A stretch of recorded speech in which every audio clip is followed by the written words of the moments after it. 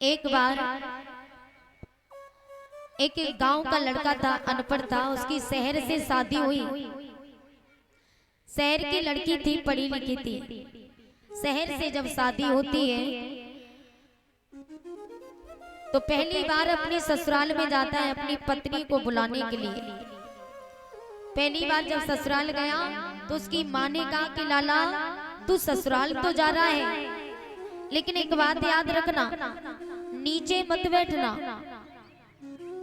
उसकी माँ ने कहा कि नीचे मत बैठना, ऊपर बैठना। लड़के ने कहा ठीक है। तो जाकर के बेटा जब ससुराल पहुंचा, ससुराल में जाकर के देखा ससुर जी ने कि दामाद जी आए हैं।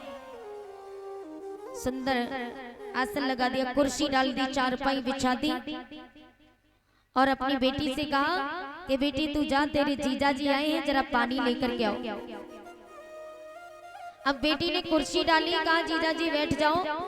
साली पानी लेने के लिए चली गई तो लड़के को अपनी माँ की बात याद आ गई। उसकी माँ ने कहा कि बेटा नीचे मत बैठना, ऊपर बैठना।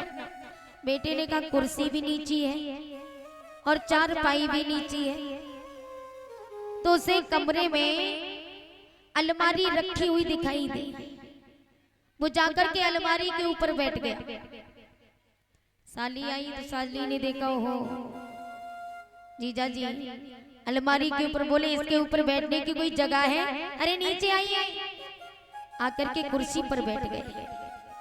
पत्नी ने भी देखा कि मेरे पति पहली बार ससुराल आए हैं तो आज मैं अपने हाथों से भोजन बनाऊंगी। तो पत्नी भोजन बनाने लगी। क्या क्या बनाया बताऊं? बताऊं क्या क्या बनाया? पूड़ी बनाई, कचौड़ी बनाई और छोले आलू बनाए, मटर पनीर बनाई, रसगुल्ले बनाई, गाजर का हलवा बनाया। ज्यादा नहीं बताऊंगी वरना मुंह में पानी आने लगेगा।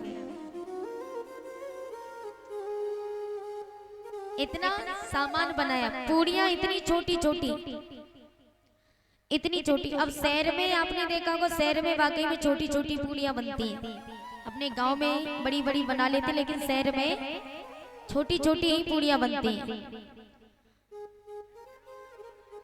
तो जिस समय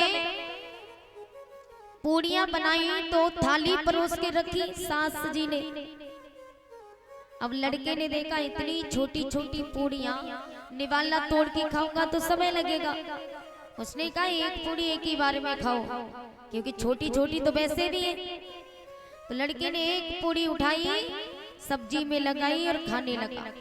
सास हंसने लगे, ससुर भी बोले इसको तो खाने की भी अकल नहीं, भला कोई एक एक पूड़ी खाता है? अरे तोड़ के खानी चाहिए। हंसने लगे सब। पत्नी ने देखा कि मेरे पति पहली बार ससुराल आए हैं, वो भी इनकी हंसी हो रही है। तो पत्नी रसोई से बैठी बैठी पति को इशारा करती। क्या इशारा करने लगी? कि उंगली तू उठाए। पत्नी ने इशारा किया पति को कि उंगली तू उठाए। और एक बार ने पति को देखा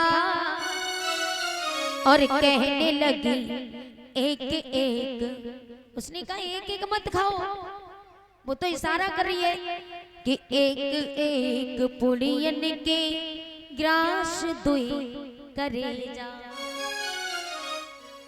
पत्नी कह रही है, इशारा कर रही है चूल्हे से कि एक एक पूड़ी मत खाओ, एक पूड़ी के दो निवाले करके खाओ।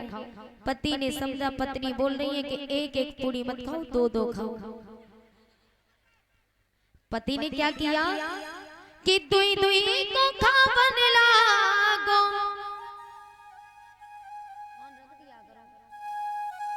कि दुई दुई को खावन लागो और मुड़ जब एक साथ तो मात ठोक तिरिया कहे लाज सो मरे जा। अब एक एक खा रहा था वो भी ठीक था, अब दो दो पूरी एक साथ में खाने लगा।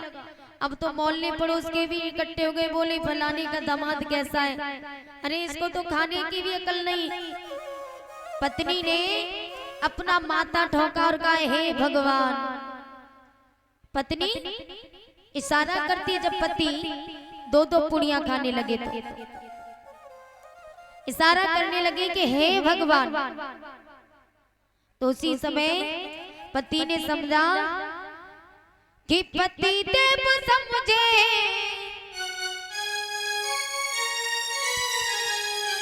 कि पति देव समझे कि ये पूजनीय पुड़ियन को, और खावे से पहले पहले शीश पे धरे जा, कि खावे से पहले पहले शीश पे धरे जा। पति जब दो दो खाने लगे तो पत्नी ने माथा ठोका, हे भगवान। पति ने सोचा कि पत्नी बोल रही है कि पूड़ी खाने से पहले, ससुराल में पहली बार आते तो शायद ससुराल का नियम होता है कि पूड़ी खाने से पहले माथे से लगाओ तब खाओ। तो पति देव माथे से लगाते और खाते। तो पत्नी क्रोध में आ गई। तो कहने का भाव यह है कि क्या वो इतना अनपढ़ था कि वो इशारे तक नहीं समझ पाया। ठीक उसी प्रकार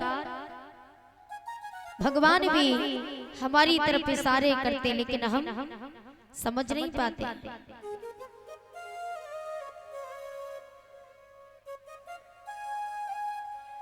बोली गोविंद भगवान की, बोली कन्हैया लाल की। तो वन में जाकर के पहुंची। ठंडी ठंडी हवा चल रही थी, मंद मंद हवा। हवा के झोंकों से श्री राधे सखियां मंगल गान करने लगी। और मंगल गान करते करते रानी पवन रेखा अपनी सखियों से बिछुड़ जाती है।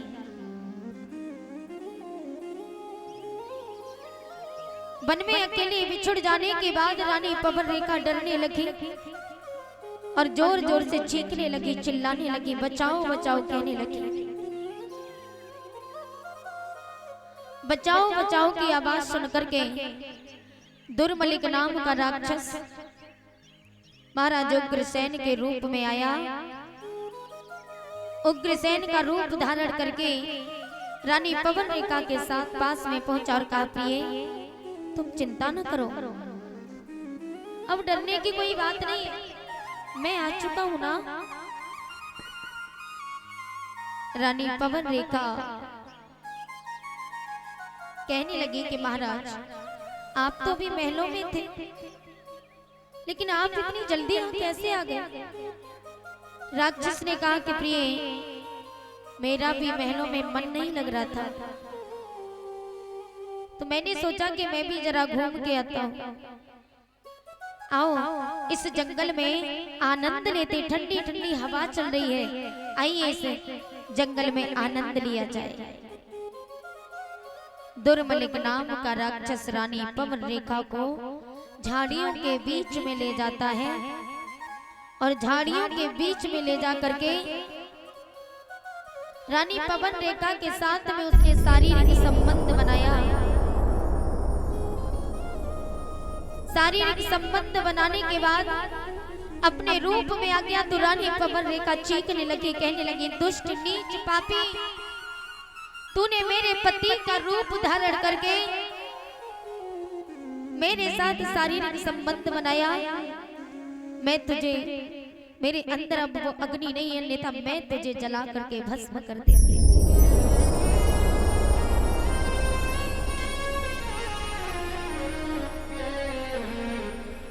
आज रानी पवन रेखा डर जाती है। राक्षस कहने लगा, प्रिय तुम्हारी गोद खाली थी, इसलिए मैंने तुम्हारी गोद भर दी। अब ध्यान रखना, तुम्हारे संतान होगी तो ऐसा पुत्र होगा जो जीवन में उसे कोई हरा नहीं पाएगा। राक्षस कहने लगा मेरे समान योद्धा होगा। आज राक्षस ने कहा कि हे प्रिय, तुम्हारे ऐसा पुत्र होगा, ऐसा वीर योद्धा होगा जो कोई भी जीवन में उसे हरा नहीं पाएगा। लेकिन याद रखना, स्मरण रहे, मेरे समान योद्धा होगा, कोई भी जीत न पाएगा। पर ध्यान रहे खुद पार ब्रह्म के हाथों मुक्ति पाएगा।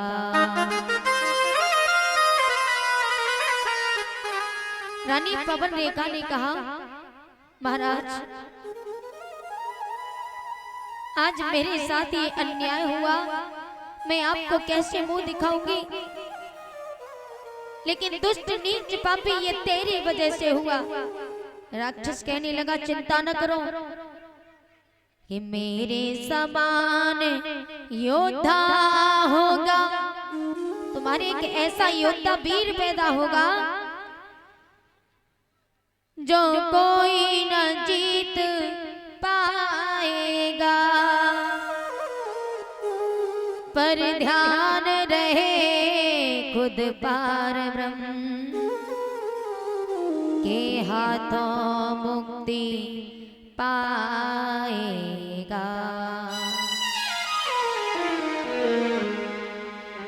आज इतनी बात कह करके राक्षस अंतर ध्यान हो गया। राक्षस अंतर ध्यान हुआ तो रानी पवन रेखा महलों में जाती है। धीरे धीरे समय व्यतीत होता गया और समय व्यतीत होने के बाद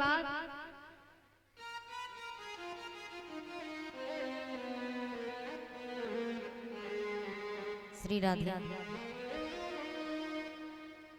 रानी पवन रेखा जिस समय नवमास पर पूर्ण होने के लिए आई, 9 महीने व्यतीत होने के लिए आए और 9 महीने बीतने के बाद रानी पवन रेखा के गर्भ से जब पुत्र का जन्म हुआ तो उस समय जोर जोर से आंधी तूफान आने लगा, नदियों में बाढ़ आने लगी, बिजली कड़कने लगी। ऐसी घोर अवस्था में कंस का जन्म हुआ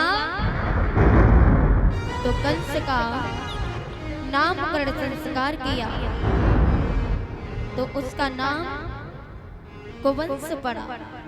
लेकिन उसे कंस कंस कहने लगे। कुवंश क्यों पड़ा?